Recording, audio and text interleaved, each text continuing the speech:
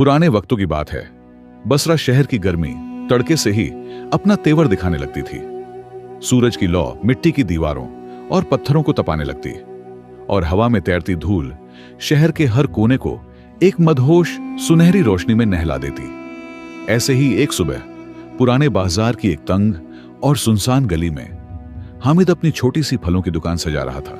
सेब, अनार, अंगूर और तरबूजों को सजाते हुए उसके माथे पर बनाए पसीने की बूंदें उसकी मेहनत की दास्तां बयां कर रही थीं। दुकान से आने वाली फलों की मीठी मीठी खुशबू हवा में घुलकर बाजार के तेज मसालों और तेल की गंध के साथ मिल जाती। हामिद उम्र के 30वें पड़ाव पर था, लेकिन तंगहाली और जद्दोजहद ने उसके चेहरे पर झुर्रियों की एक लकीर खींच दी थी। वह अपने वालिद की इसी दुकान पर पला बड़ा था, जिनका इंतकाल एक जहाजी व्यापार में घाटा होने के बाद दिल टूटने से हुआ था। वालिद की आखिरी नसीहत थी, बेटा, दौलत आती जाती रहेगी, लेकिन इंसान की इज्जत और ईमान उसकी असली पूंजी है। हामिद ने हमेशा इस बात को दिल से लगा रखा था, लेकिन कभी कभी गुजारा चलाने की जद्दोजहद में यह बात धुंधली पड़ जाती। हामिद की बीवी हमीदा एक नेक और परहेजगार औरत थी। वो बहुत ही खूबसूरत थी। उनका बेटा यासिर 9 बरस का एक चंचल बच्चा था, जिसकी आंखों में दुनिया को जीत लेने का सपना पलता था। वह अक्सर दुकान पर आकर बैठता और ग्राहकों को फल बेचने में अपने अब्बू की मदद करता। हामिद, हमीदा ने एक दिन शाम को चाय का प्याला देते हुए कहा, यासिर की पढ़ाई के लिए कुछ और पैसों की दरकार है। उस्ताद जी कह रहे थे कि यासिर बहुत ज़हीन है, उसे आगे पढ़ाना चाहिए। हामिद ने एक गहरी सांस ली। उसकी आंखों में एक अधूरे सपने की छाया तैर गई। मालूम है हमीदा, इस वक्त तो हालात मुसाफिर के जूते की तरह तंग हैं। इन्हीं फलों की कमाई से गुजारा चल पा रहा है। रोज की कमाई रोज का खर्चा उतार देती है। पर तुम फिक्र ना करो, इंशाअल्लाह जल्द ही कोई रास्ता निकलेगा। हम यासिर को जरूर पढ़ाएंगे।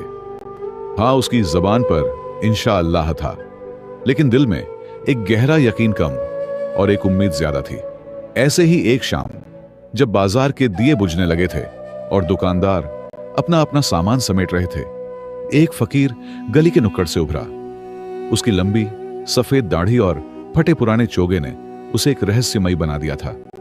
उसकी आंखें 2 कोयले की तरह जल रही थीं, जिनमें हजारों साल का इल्म और रहस्य झलक रहा था, मानो वह समय के सागर को पार करके आया हो।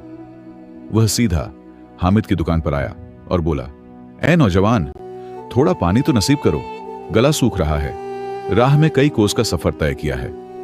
हामिद, जो अपनी दुकान बंद करने में मशगूल था, ने तुरंत काम रोक दिया।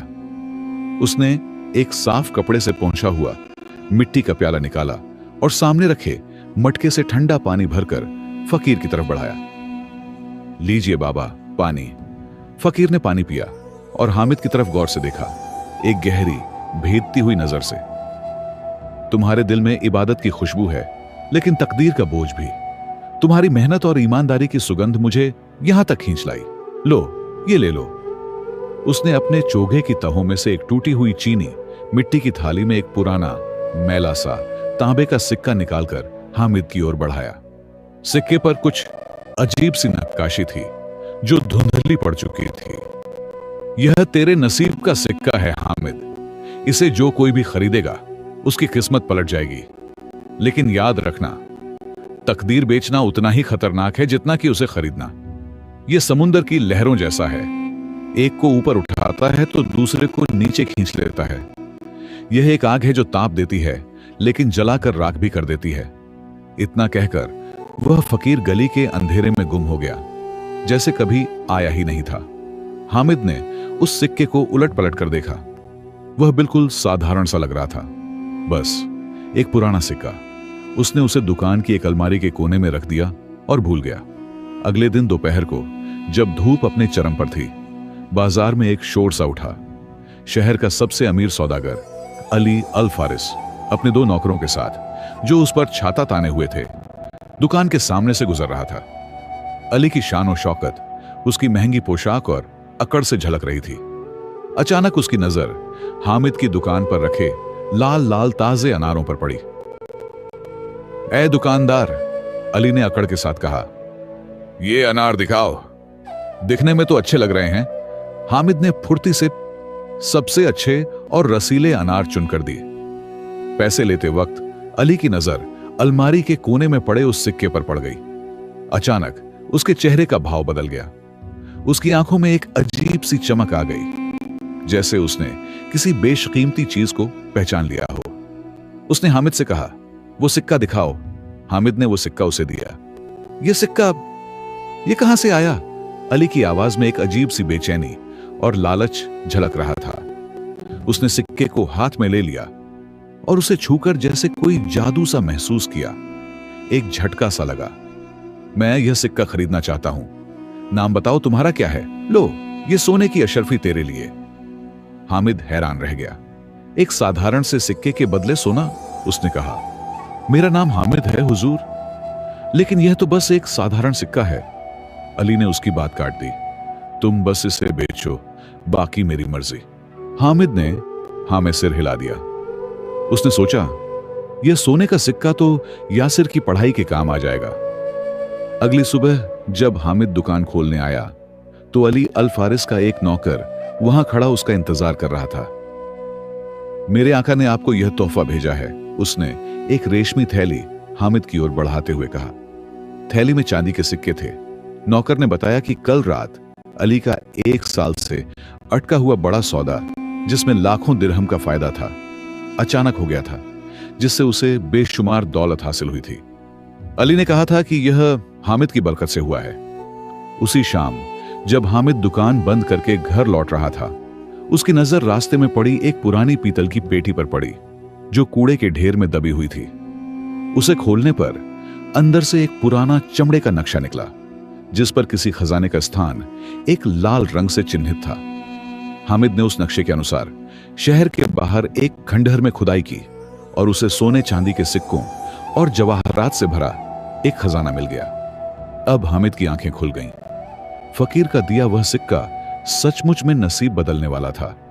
यह कोई मामूली सिक्का नहीं, बल्कि तकदीर की चाबी थी। उसने खुद को भाग्य का सौदागर घोषित कर दिया। उसने उस फकीर को ढूंढ निकाला जो अब भी शहर के बाहर एक खंडहर में रहता था। हामिद ने फकीर से और सिक्के हासिल करने की गुजारिश की। फकीर ने उसे एक थैली भरकर सिक्के दिए, लेकिन साथ ही चेतावनी भरी आंखों से देखा, हामिद, तूने अब तक जो कुछ कमाया है उससे काम चला ले। यह राह जिस पर तू चलने जा रहा है वह तुझे तेरी नेकी और इंसानियत से दूर ले जाएगी। ये सिक्के तकदीर के सिक्के हैं, जो एक के भाग्य को दूसरे के भाग्य से काटकर जोड़ते हैं। यह खेल तेरी समझ से बाहर है। लेकिन हामिद के कानों पर जूं तक नहीं रेंगी। दौलत का नशा उस पर इस कदर चढ़ चुका था कि वह किसी की सुनने को तैयार नहीं था। जल्द ही हामिद की किस्मत की दुकान की मशहूरी पूरे बसरा में फैल गई। लोग दूर दूर से उसके पास आने लगे और तकदीर के सिक्के उसके पास से खरीदने लगे। उसकी जिंदगी रातों रात बदल गई थी। हामिद ने एक शानदार हवेली खरीदी, जिसमें ऊंचे ऊंचे बुर्ज, झरने और हरियाली थी। उसने नौकर चाकर, रखवाले और हाजिर जवाब खादिम रख लिए। अब वह महीन मलमल के कपड़े पहनता, खुशबूदार इत्र लगाता और बेशकीमती जेवरात से खुद को सजाता। लेकिन जैसे जैसे वह अमीर होता गया, वैसे वैसे उसका दिल कठोर होता गया। उसकी आंखों में फलों की मिठास की जगह सोने की चमक आ गई। अब वह मुस्कुराता कम और घूरता ज्यादा था। हमीदा और यासिर से उसका रिश्ता भी ठंडा पड़ने लगा था। वह हमेशा पैसे और सौदों में ही उलझा रहता। घर में भी उसे सिर्फ अपने व्यापार की ही चिंता सताती। हमीदा अक्सर कहती, हामिद, यासिर तुमसे कहानियां सुनना चाहता है, लेकिन हामिद के पास वक्त नहीं होता। एक दिन एक जवान मोहब्बत में पागल आशिक करीम हामिद के पास आया। उसके कपड़े फटे हुए थे और आंखों में निराशा थी। मैं सलीमा से शादी करना चाहता हूं, करीम ने गिड़गिड़ाते हुए कहा। लेकिन उसके वालिद रजामंद नहीं हैं, क्योंकि मैं गरीब हूं। वे उसकी शादी एक बूढ़े सौदागर से तय कर रहे हैं। मेरी मोहब्बत कामयाब हो जाए, इसके लिए मुझे नसीब का सिक्का चाहिए। मेरे पास बस यही एक छोटा सा जेवर है जो मेरी वालिदा की याद है। हामिद ने बिना किसी हिचकिचाहट के उसका जेवर ले लिया और उसे एक सिक्का दे दिया। उसने न तो करीम की मजबूरी को समझा और न ही उसकी मोहब्बत की कद्र की। अगले ही दिन सलीमा के वालिद ने अचानक अपना फैसला बदल दिया। बूढ़े सौदागर का रिश्ता टूट गया और उन्होंने करीम से शादी के लिए हामी भर दी। लेकिन उसी शाम करीम की बूढ़ी मां, जो बिल्कुल तंदुरुस्त थी और करीम से बेहद प्यार करती थी, अचानक बिना किसी बीमारी के चल बसी। लोगों ने कहा, यह तो खुदा का हुक्म था, उम्र पूरी हो गई। पर हामिद के दिल में एक कसक पैदा हुई। उसे फकीर की चेतावनी याद आई। एक को ऊपर उठाया तो दूसरे को नीचे खींच लिया। उसने अपने आप को समझाया, शादी तो हो गई, यही बड़ी बात है। फिर एक गरीब कारीगर बशीर आया, जिसके हाथों का हुनर मशहूर था। वह लकड़ी पर इतनी बारीक नक्काशी करता कि लगता जैसे लकड़ी में जान आ गई हो। लेकिन किस्मत ने हमेशा उसका साथ छोड़ दिया था। उसकी बनाई चीजें कभी उचित दाम पर नहीं बिकती थीं। उसने सिक्का खरीदा। अगले ही हफ्ते उसे बादशाह के दरबार से एक बड़ा काम मिला, शाही महल के लिए दरवाजों पर नक्काशी का काम। इससे उसकी किस्मत चमक उठी और नाम हो गया। लेकिन कुछ ही दिनों बाद उसके हाथों में एक अजीब कंपन की बीमारी हो गई, जिससे वह फिर कभी अपने हुनर का इस्तेमाल नहीं कर पाया। उसकी कला हमेशा के लिए खत्म हो गई। हामिद ने जब यह सुना तो वह और भी डर गया। हर सफलता के पीछे एक त्रासदी छिपी थी। उसकी नींद उड़ चुकी थी। उसकी आंखों के सामने हमेशा उन लोगों के चेहरे तैरते रहते जिनकी तकदीर उसने बेची थी।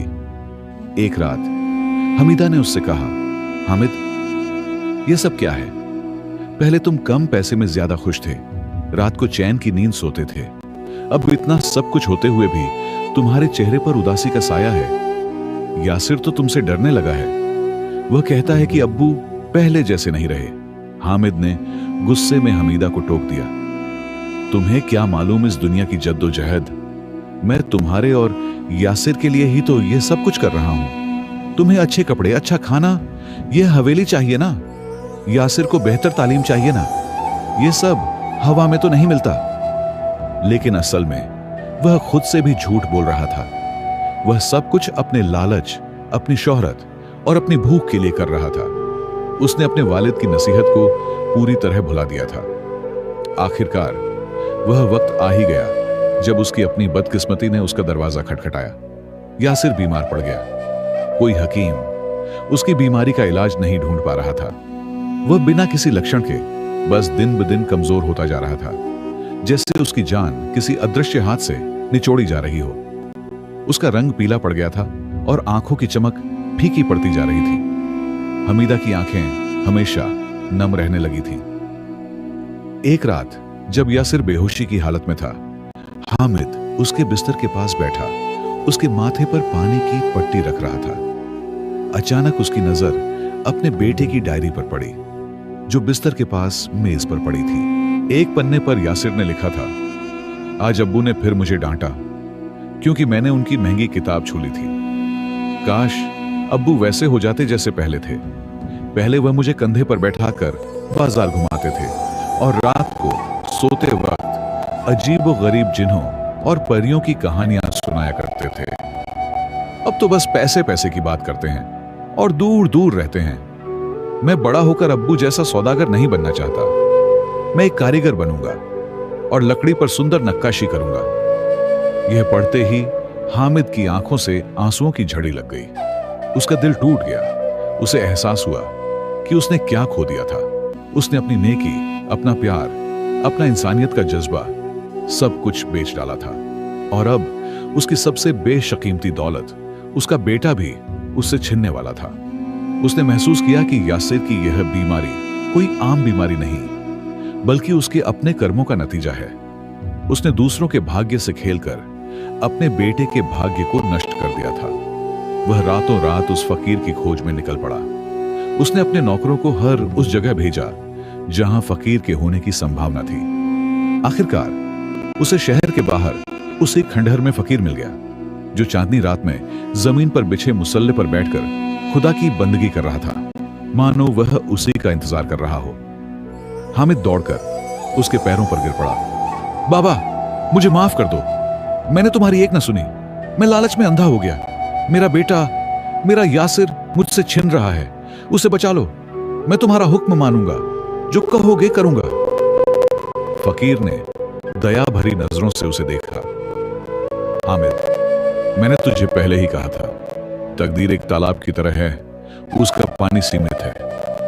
तूने दूसरों को पानी देकर उनकी फसलें उगाई, लेकिन तेरे अपने खेत का पानी सूख गया। जो नसीब तूने बेचे वह तेरे अपने और तेरे परिवार के भाग्य से काटे गए थे। तेरे बेटे की जान में जान बचाने के लिए दूसरों की जानें ली गईं। तेरे बेटे के भविष्य को चमकाने के लिए दूसरों के भविष्य को अंधकारमय बनाया गया। लेकिन अब क्या करूं? हामिद रोते रोते बोला। क्या कोई रास्ता नहीं बचा? एक ही रास्ता है, फकीर ने कहा। तुझे वो सारे सिक्के वापस लेने होंगे जो तूने बेचे हैं। हर एक सिक्का वापस आने पर उसे जो भाग्य लिया गया था वह लौट आएगा, और तेरे बेटे के भाग्य में जो कमी हुई है वह पूरी होती जाएगी। लेकिन यह आसान नहीं होगा। लोग अब उस भाग्य को छोड़ना नहीं चाहेंगे। तुझे अपनी सारी दौलत शायद उससे भी ज्यादा खर्च करनी पड़ेगी। तेरी इज्जत की कीमत पर यह सब करना पड़ेगा। क्या तू तैयार है? हामिद ने फौरन जवाब दिया। मेरे बेटे की एक जान के आगे मेरी सारी दौलत और इज्जत कुछ भी नहीं है। मैं तैयार हूं।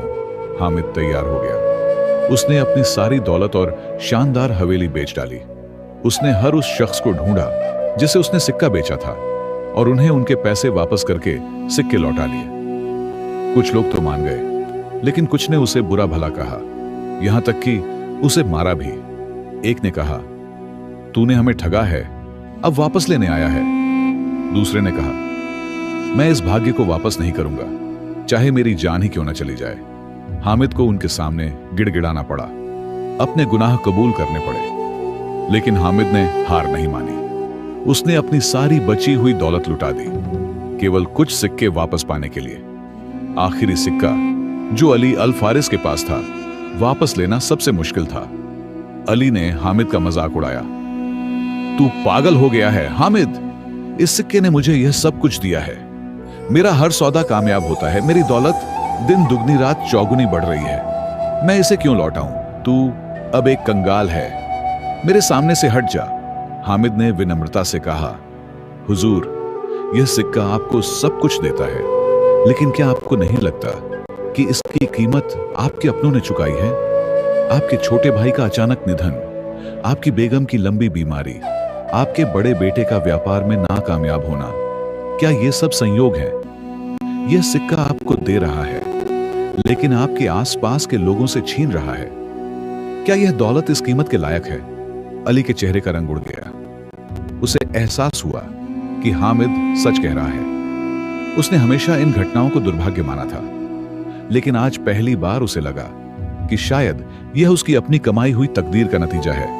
आखिरकार उसने भी सिक्का लौटा दिया। जैसे ही आखिरी सिक्का हामिद के हाथ में आया, वह तेज रोशनी से चमका, इतना तेज कि हामिद और अली दोनों की आंखें चौंक गईं, और फिर वह सिक्का राख में बदलकर हवा में उड़ गया। उसी पल हामिद के घर में यासिर ने आंखें खोली और हमीदा से कमजोर आवाज में पानी मांगा। उसके गालों पर हल्का सा रौनक लौट आया था। उसकी जान में जान आ गई थी, बुखार उतर गया था। हामिद एक बार फिर से उसी छोटी सी फलों की दुकान पर लौट आया, लेकिन अब वह हामिद बदल चुका था। उसकी आंखों में दौलत की चमक नहीं, बल्कि संतोष और शांति की चमक वापस आ गई थी। वह फिर से वही दयालु और मेहनती इंसान बन गया था। उसने अपने वालिद की नसीहत को फिर से दिल से लगा लिया था।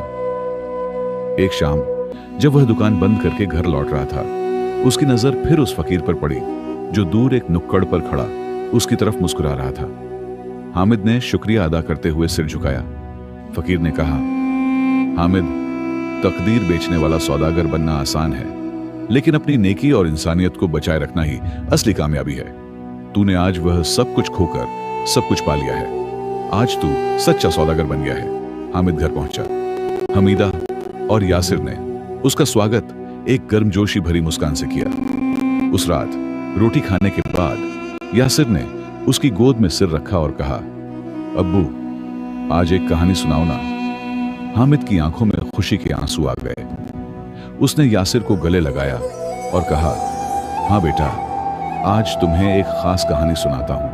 और इस बार कहानी थी एक लालची आदमी की, जिसने अपनी सबसे बेशकीमती दौलत खोकर फिर से पाली, अपना परिवार, अपनी इंसानियत और अपनी आत्मा की शांति।